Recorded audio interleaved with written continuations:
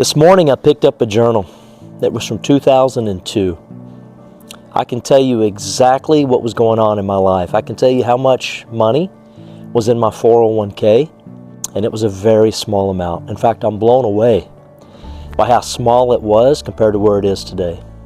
As I thumbed throughout that journal, I realized that I also know and can tell you the first time one of my three boys, actually all three boys, learned how to ride a bike and where I was in that process. I can tell you about all kinds of milestones in my life because I took the time to go back to reflect and put things in a journal. Friends, I don't know where you are in your life right now, but I can tell you for the last probably at least decade, if not 15 years, I've been blessed and fortunate enough to take time off of work, usually the last 2, if not 3 weeks off, and just spend that time from a place of intention, slowing down, connecting, and reflecting. In that, I love to journal. I will typically sit down, and it's a get to do and not a got to do, and I will just kind of write things that are significant, key milestones in my life, accomplishments for the year, challenges. In fact, I'll do this about once a month. But even more importantly, during this time, end of year, every year for over a decade now, I will go back and read through prior journals. I got to tell you, I don't know if that's something you enjoy or not, but I absolutely love going back and looking at where I was, what I was going through, how God was working in my life. And I knew it, but it's so clear looking back. I didn't know it with that kind of clarity. How can you possibly know something when you're in it? As far as, how can you have clarity when you're in it? You just know you're in it. And I'm usually not talking about the good stuff when I talk about that. And so I can look back, I can reflect back on these journals and see exactly where I was. I see that God had me exactly where I was supposed to be. I was learning whatever lesson I needed to learn to grow, usually not pleasant. And that it all worked out, that it all ended up okay.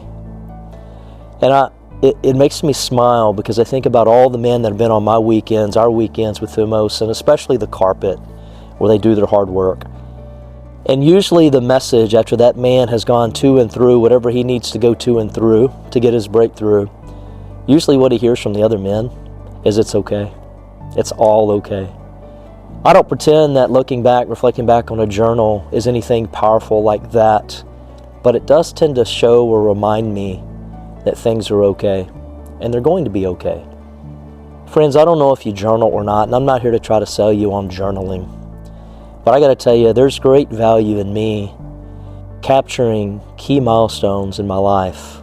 First date with Abby, marriage, when we first got together, milestones with the kids, milestones around all sorts of relationships or promotions or getting on with Shell or leaving corporate America. That was hard for me.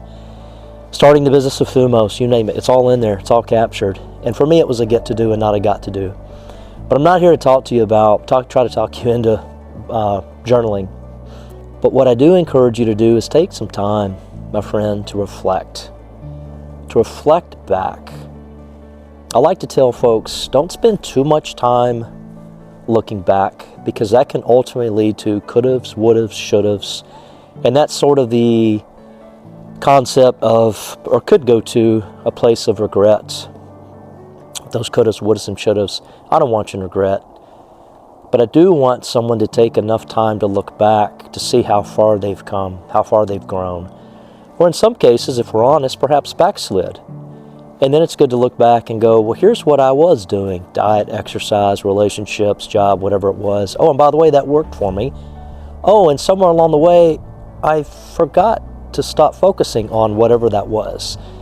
Abundance, giving smiles, helping others more, to get more in return, whatever that may be. It's kind of the law of sowing and reaping. The more you give, the more you get back. So I'm not here to sell you on journaling, but what I do encourage you to do is reflect back just enough. Ultimately, what I want to see men and women do is live in the now, the present moment.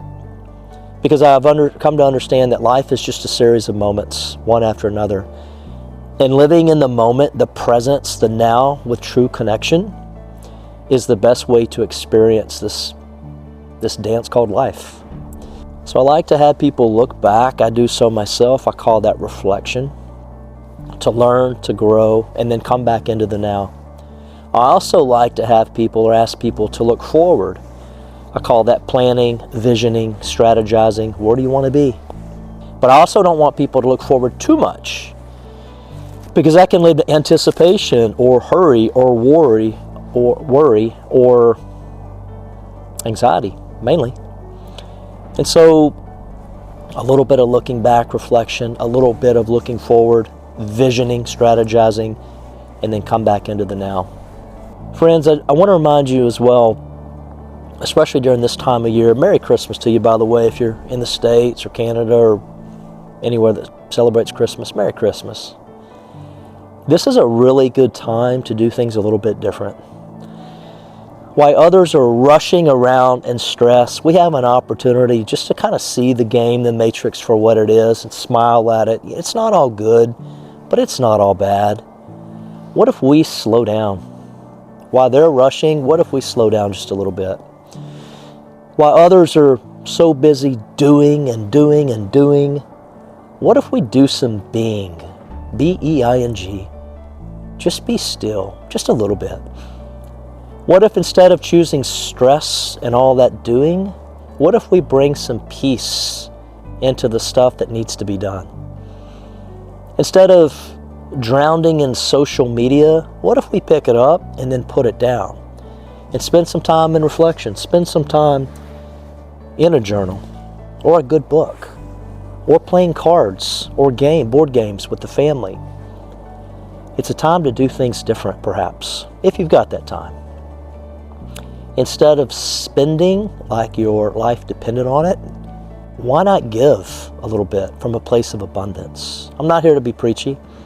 I'm just here hopefully to remind you, having learned from things that have worked for me now at 53 years of age, most of what I've learned has been by doing things the wrong way, and from learning from other people, those further along the journey, wiser and more experienced than I am. Instead of perhaps rushing around and giving people head nods, why not slow down and give them handshakes or even hugs? Instead of being programmed by the television, whatever commercial or message they want to put on us, usually self-serving, to line their pocketbooks, why not disconnect from that? Why not get into some nature? Why not have a deep, connected conversation? Friends, wherever you are, it's always a good time to slow down, to bring some peace and be pleasant. Bring some peace into whatever you do and just be pleasant. Don't forget to smile. There's so many opportunities for us to be in gratitude and to give thanks for what we have, even if we just have a little bit. Take time to reflect. If you stayed on this long, thank you. If you would, go in the comments and write reflect down there. That helps me grow this channel. I don't want to get word out to more people. But whatever you do, wherever you are, have a Merry Christmas. I appreciate you. I'm grateful for everybody that tunes in to give this channel a chance for me to just share my experience, my trials, my learnings from all this and from all the collective good men in Thumos. I appreciate you. Take care.